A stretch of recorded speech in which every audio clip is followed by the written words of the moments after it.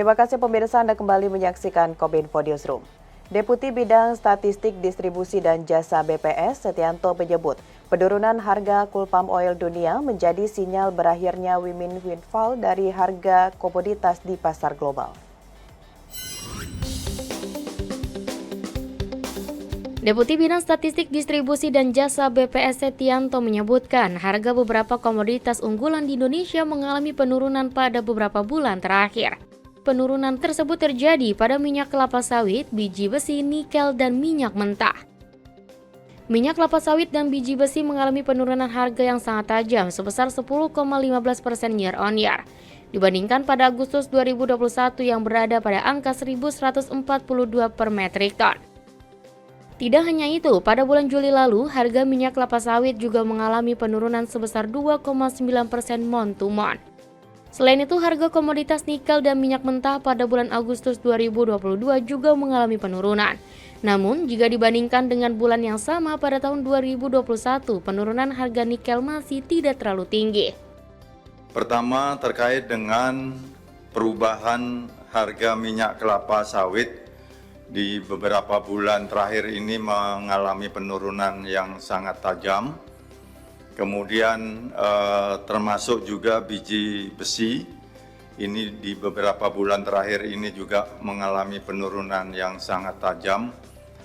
Namun kalau kita bandingkan dengan bulan yang sama Agustus 2021, harga-harga untuk Agustus 2022 ini lebih rendah dibandingkan dengan bulan yang sama tahun yang lalu.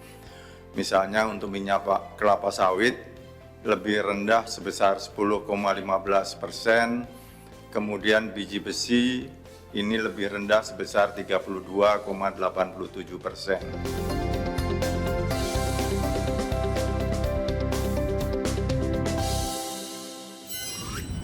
Menteri Bappenas Suharso Monoarfa menilai program pemerintah bisa lebih tepat sasaran dengan implementasi registrasi sosial ekonomi. Menurutnya, Reksosek merupakan pendataan secara komprehensif penduduk Indonesia. Menteri Perencanaan Pembangunan Nasional sekaligus Kepala Badan Perencanaan Pembangunan Nasional Suharso Monoarfa menegaskan pentingnya registrasi sosial ekonomi dalam meningkatkan ketepatan sasaran program-program pemerintah. Dalam webinar mengawali reformasi sistem perlindungan sosial, Suharso mengatakan, Reksosek merupakan satu pilar utama dalam reformasi sistem perlindungan sosial yang lebih komprehensif, inklusif, dan adaptif terhadap berbagai guncangan ekonomi, kesehatan, maupun sosial.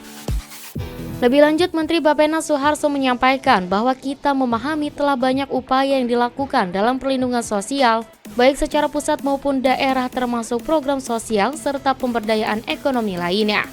Kendati demikian, terdapat dua pilar utama dalam perlindungan sosial. Pertama, pemutakhiran data yang harus memiliki akurasi tinggi, lengkap, dan mencangkup seluruh penduduk.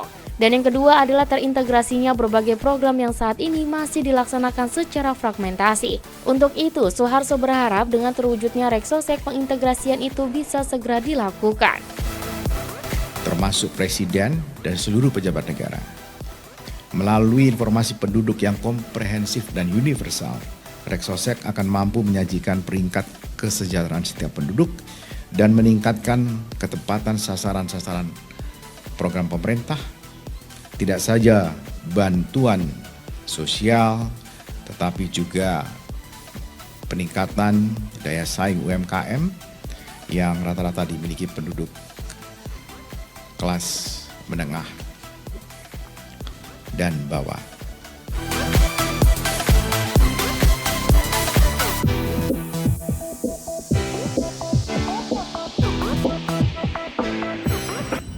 Informasi selanjutnya, pemirsa, Menteri SDM Arifin Tasrif menyatakan peran penting pengembangan energi baru terbarukan. Terlebih, hal itu didukung dari potensi Indonesia yang memiliki EBT berlimpah sekitar 3.000 gigawatt dari panas bumi mencapai 24 gigawatt.